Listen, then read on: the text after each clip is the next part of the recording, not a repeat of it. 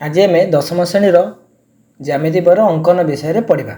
या पूर्व तुम नवम श्रेणी रे विभिन्न प्रकार अंकन कर तेणु दशम श्रेणी प्रथम अंकनटी हूँ गोटे त्रिभुजर एक बाहुर दैर्घ्य एवं यही बाहुर विपरीत कोणर परिमाण दत्त थे किभली भाव त्रिभुजर परिवृत्त अंकन करवा ता सहित त्रिभुज केमिति अंकन करवा ता जानिबा।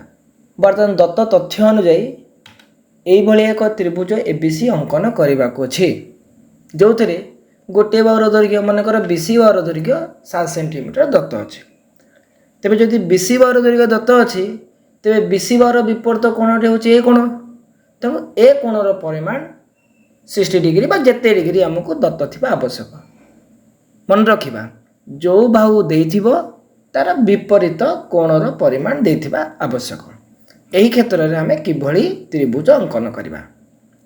मात्र आम जानुजे दुईटी शर्त केवल त्रिभुज अंकन संभव नुहे। दुईटी शर्त माने देख ये केवल गोटे बाहुर दैर्घ्य देछि एवं तार विपरीत कोणर परिमाण देछि तेणु दुईटी शर्त केवल त्रिभुज अंकन करवा संभव नुहे। तेणु आमको त्रिभुज अंकन करिया कहले प्रथमे एई त्रिभुजर परिवृत्त किपरि अंकन करवा ताको प्रथमे शिखिबाकू हबो। ये जो परिवृत्त अंकन करवा ये परिवृत्त अंकन यही त्रिभुजर शीर्ष कोण उपर निर्भर करे। शीर्ष कोण अर्थ जो कोणर परिमाण आमको देथिबो से कोणर परिमाण उपर निर्भर करे। कारण त्रिभुज जो शीर्ष कोणटा सेटा हुए तो सूक्ष्म कोण हो पारे। सूक्ष्म कोण अर्थ 90 डिग्री कम हो पारे किंबा समकोण हो पारे अर्थात से कोणटा 90 डिग्री हो पारे किंबा से कोणटी स्थूल कोण अर्थात 90 डिग्री रु अधिक हो पारे। अर्थात थीटा लेस देन 90 डिग्री हो पारे किंबा थीटा इक्वल टू 90 डिग्री हो पारे किंबा थीटा ग्रेटर देन 90 डिग्री हो पारे। तेबे चलो प्रथमे आमे ए परिवृत्त अंकन शिक्षा पूर्व वृत्त संबंधी केतोटी धारणा जोटा कि आमर ज्यामिति बहिर वृत्त विषय 2B अनुसरण अच्छी से को बुझा। मनकर गोटे वृत्त एवं यार केंद्र होची O। वर्तमान ए वृत्त उपरे तीनोटी बिंदु ए बिंदु एक्स बिंदु एवं बी बिंदु नि जाऊ। यही तीनोटी बिंदु को आम कहवा वृत्तर गोटे चाप। तेणु जो ए एक्स बी है एक्स बीटा हूँ वृत्तर गोटे चाप। केंद्र ओ सहित ए को एवं केंद्र ओ सहित बी को जोग करा जोग करा फल गोटे कोण सृष्टि होची। लक्ष्य कर कोण नाम हूँ ए ओ बी। तेणु ए ओ बी कोण को एक्स बी चापर केंद्रस्थ कोण कहुए। ठीक से भाई ए को एक्स सहित एवं बी को एक सहित जोग कले से जो कोण सृष्टि होची से कोण को आम कहवा एक्स बी चापर अंतर्लिखित कोण। अर्थात ये एक्स बी कोणटा होची एक्स बी चापर अंतर्लिखित कोण। एक्स बी चापर विपरीत चापरे गोटे बिंदु वाई नबा एवं ए को वाई एवं बी को वाई से जोग कले जो कोण सृष्टि होची सेटा होची एक्स बी चापर विपरीत चापांतर लिखित कोण। तेणु मुख्यतः ये तीनटी कोण सृष्टि हुए। गोटे हूँ केन्द्र सृष्टि होता कोण को केंद्रस्थ कोण कहुए। से चापर भितर सृष्टि होता कोण को अंतर्लिखित कोण कहुए एवं से चापर विपरीत चापर सृष्टि होता कोण को विपरीत चापांतर लिखित कोण कहुए। मनकर विपरीत चापांतर लिखित कोणर परिमाण जदि थीटा हुए तेबे केंद्र सृष्टि होता कोणर परिमाण 2 थीटा हबो। अतएव जदि ए वाई बी कोणर परिमाण थीटा हुए तेबे ए ओ बी कोणर परिमाण 2 थीटा हेबो। वर्तमान चलो जदि दत्त थिबा कोणटी गोटे सूक्ष्म कोण हुए अर्थात थीटा लेस देन 90 डिग्री हुए तेबे आम त्रिभुजार प्रत्येक कोणर परिमाण केते हेबो एवं किभली आम परिवृत्त अंकन करवा से विषय बुझा। तेणु मनकर एबीसी त्रिभुज ये त्रिभुजर परिवृत्त अंकन करार अच्छे। ये भाव गोटे परिवृत्त अंकन करार अच्छे। ये वृत्तर केंद्र को ओ बोली नवा बी ओ एवं सी ओ को जोग करवा।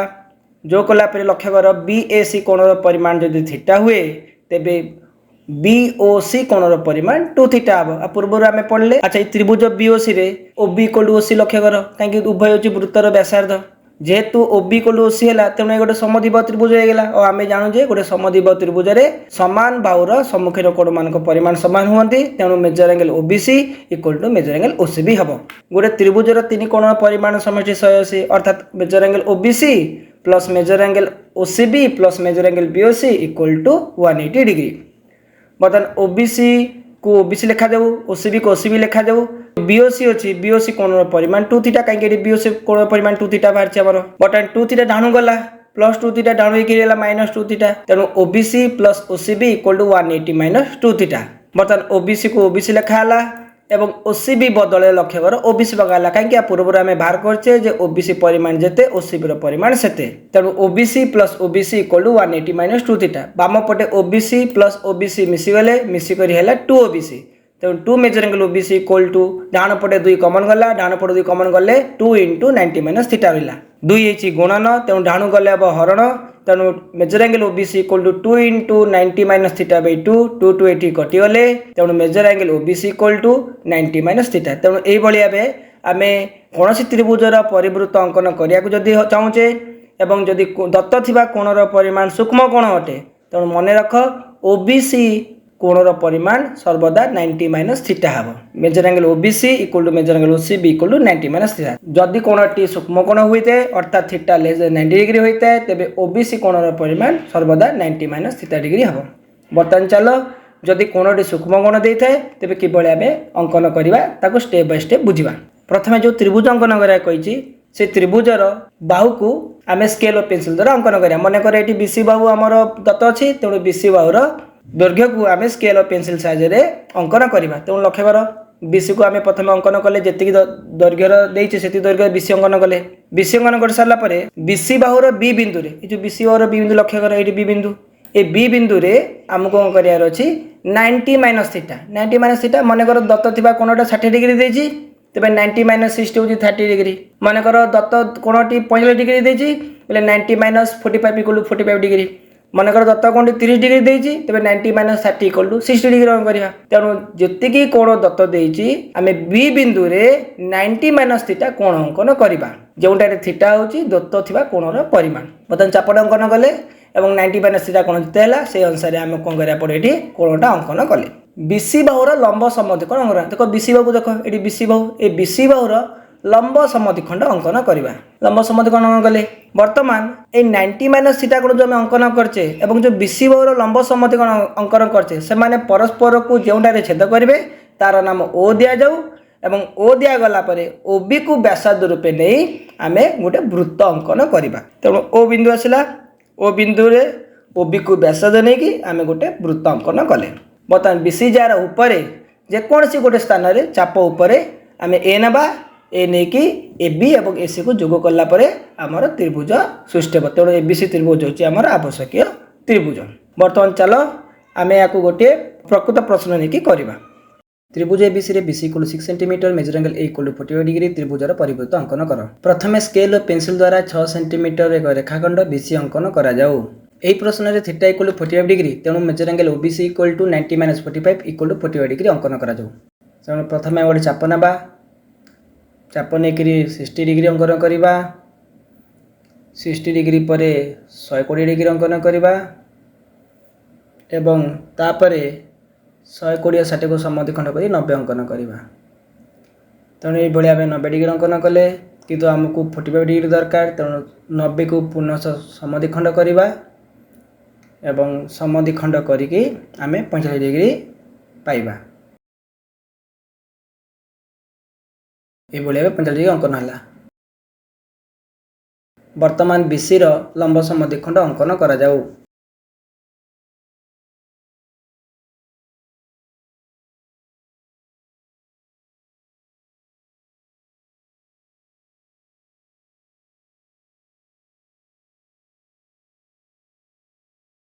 आम अंकन करथिबा 45 डिग्री एवं बीसी रो लंब समद्विखंडक परस्पर को जोटारे छेद करेंगे तार नाम ओ दिया जाऊ एवं ओबी को व्यासार्ध नहीं एक वृत्त अंकन करा जाऊ वर्तमान बीसी जार बृहचाप कौन से गोटे बिंदु ए नबा बी को ए एवं सी को ए संयोग करके त्रिभुज को संपूर्ण करवा अतएव एबीसी आमर आवश्यक त्रिभुज त्रिभुज एबीसी रे AC equal 7 centimetre major angle B equal 60 degree त्रिभुजर परिवृत्त अंकन कर स्केल और पेंसिल व्यवहार करी 7 सेंटीमीटर रेखाखंड एसी अंकन करा जाऊ ए प्रश्न रे थीटा इक्वल 60 डिग्री तेणु major angle OBC equal to 90 minus 60 equal to 30 degree अंकन करा जाऊ ए बिंदु रे आम प्रथम 60 डिग्री अंकन करवा चापटे निया जाऊ 60 डिग्री अंकन करा जाऊ एवं ए 60 डिग्री रो समद्विखंड को अंकन करा जाऊ जहाँ फल आम 30 डिग्री पाइबा वर्तमान एसी रो लंब समद्विखंड अंकन करा जाऊ।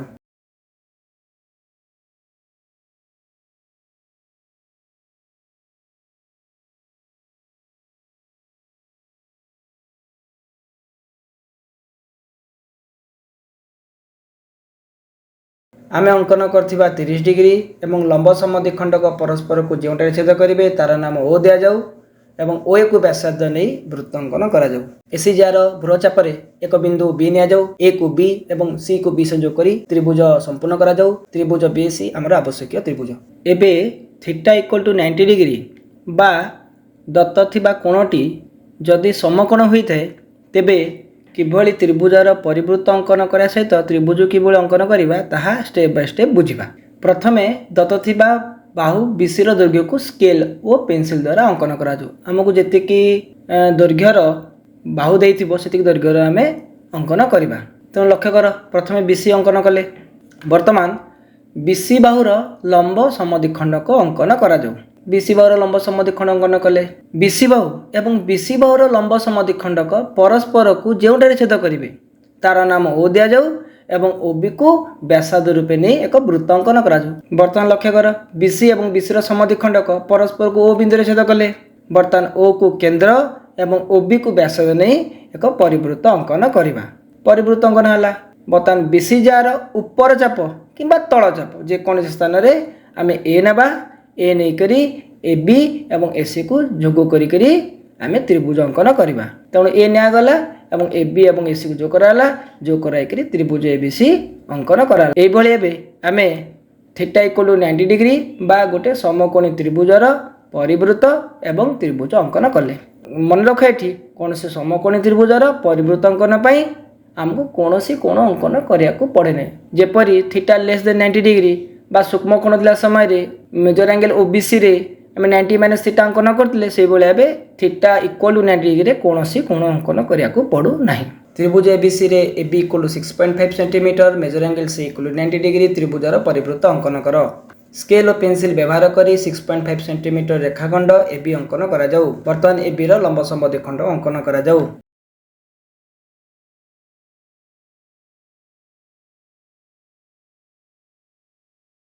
मन रख जदि दत्त कोणटी 90 डिग्री थिबो तेबे कोनोसी कोण हमको अंकन करिया को पड़िबो नाही। एबी और एबी रो लंब समद्विखंडक परस्पर को जोंटारे छेद करिवे तार नाम ओ दिया जाऊ एवं ओ को व्यासार्ध रूपे नहीं एक वृत्त अंकन करा जाऊ। एबी व्यासर ऊपर किंबा तल चापर जेकोसी जगह सी बिंदु निया जाऊ, ए को सी एवं बी को सी सह जोग करी त्रिभुज को संपूर्ण करा जाऊ। त्रिभुज सी बी आमर आवश्यक त्रिभुज। जदि दत्त कोणटी स्थूल कोण बा थीटा जदि ग्रेटर देन 90 डिग्री हुए तेबे चलो परिवृत्त अंकन करने त्रिभुजर क्यों कोण केते अंकन करिया पड़िबो ताहा स्टेप बाय स्टेप बुझिबा। पूर्व प्रश्न आम जानले जे जदि सूक्ष्मकोणी त्रिभुज होता है तेबे सूक्ष्मकोणी त्रिभुज रे परिवृत्तर केंद्रटा त्रिभुज भितर थाए एवं ठीक सेपरि जदि समकोणी त्रिभुज होता है तेबे त्रिभुजर परिकेंद्रटी त्रिभुज ऊपर थाए से भली स्थूलकोणी त्रिभुज रे परिकेंद्रटी त्रिभुजर बाहर रही थाए। मनकर यही गोटे सूक्ष्मकोणी त्रिभुज एबीसी यार परिवृत्त अंकन कराया अच्छी तेणु यहाँ तार परिवृत्त अटे। बर्तमान केंद्र ओ टी त्रिभुज बाहर अच्छी। बर्तमान प्रथम ओबी और ओसी को जोग करवा।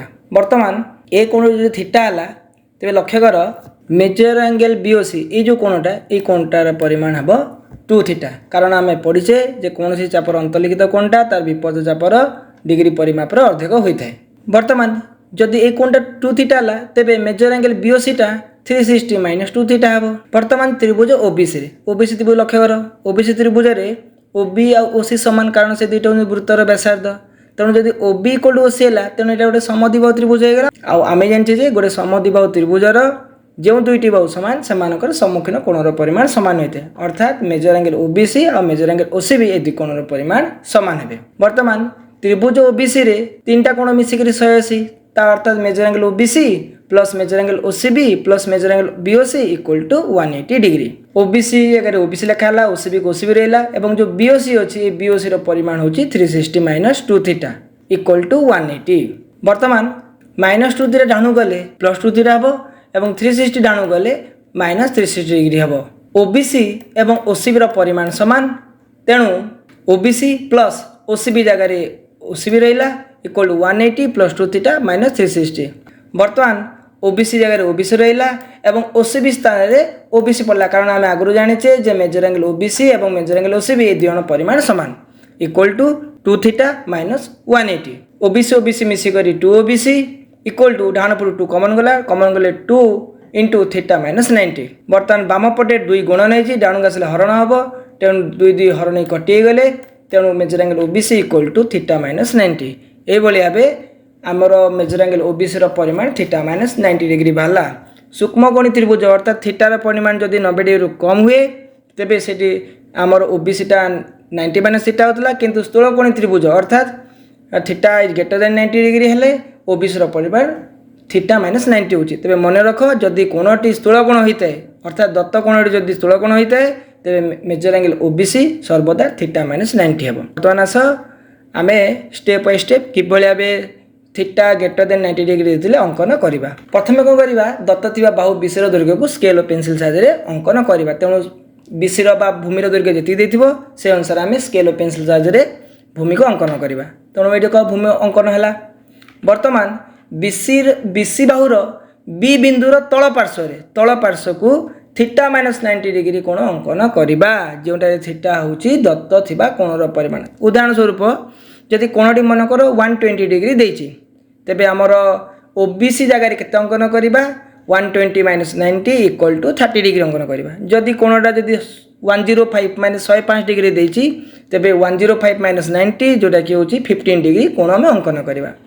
से बोले जति परिमाण दत्त कोण थिबो से अनुसार थीटा माइनस 90 प्रयोग करी आमको बी बिंदुर तल पार्श्व रे सेति कोण अंकन करने को हबो। तो लक्ष्य कर बी र तल पार्श्व को कोण अंकन कले थीटा माइनस 90 जति हैला। वर्तमान बीसी बाहुर लंब समद्विखंड अंकन करा जो पूर्व जमी सूक्ष्मकोणी त्रिभुज आम बीसी समद्विखंड लंब अंकन करते ठीक से बर्तमान आम बीसी समद्विखंड लंब अंकन करवा। बर्तमान थीटा माइनस 90 कोण एवं बीसी बाहुर लंब समद्विखंड परस्पर को जोटारे छेद करेंगे तार नाम ओ दि जाऊ। ओ को केंद्र एवं ओ बी को व्यासद रूपे नहीं गोटे वृत्त अंकन करा जाऊ। बर्तमान देख ये लंब समद्विखंडक एवं यही थीटा माइनस 90 डिग्री परस्पर को ओ बिंदु छेद कले। बर्तमान ओ को केंद्र एवं ओ बी को व्यासद नहीं एक वृत्त अंकन कले। बीसी जार ऊपर थिबा चाप अर्थात जो क्षुद्र चाप अच्छी बीसी जार ऊपर से बीसी जा ऊपर आम जो स्थान ए बिंदु ना एवं ए बिंदु नहीं कि ए को बी और ए को सी से जोग करके आम गोटे त्रिभुज अंकन करवा और यही त्रिभुज होची आमर आवश्यक त्रिभुज। तेणु ए बिंदु निगला और ए को बी ए को सी जोग करके त्रिभुजटी अंकन कराला। मन रख जदि दत्त कोणटी स्थूल कोण होता है तेरे सर्वदा ओबीसी रे थीटा माइनस 90 डिग्री अंकन करवा। तेरे चल गोटे प्रश्नावलीर प्रश्न नहीं कि यह किपरि करा जाए स्टेप बाय स्टेप बुझा। त्रिभुज बीसी रे major angle equal to 120 degree BC equal 4.5 centimetre त्रिभुजर परिवृत्त अंकन कर। स्केल और पेंसिल व्यवहार करी 4.5 सेंटीमीटर एक रेखाखंड बीसी अंकन करा जाऊ। एही प्रश्न रे थीटा इक्वल 120 डिग्री तेणु major angle OBC equal to 120 minus 90 equal 30 degree अंकन करा जाऊ। मन रख जेहेतु स्थूल कोण तेणु एठी थीटा माइनस 90 सूत्र पड़िबो। बीसी र तल पार्श्व रे आमे थीटा माइनस 90 अर्थात 120 माइनस 90 30 डिग्री तेणु एठी 30 डिग्री आम अंकन करिबा। 60 डिग्री अंकन कले 60 डिग्री समद्विखंडक अंकन करी 30 डिग्री अंकन करिबा। वर्तमान बीसी लंब समद्विखंडक अंकन करा जाऊ।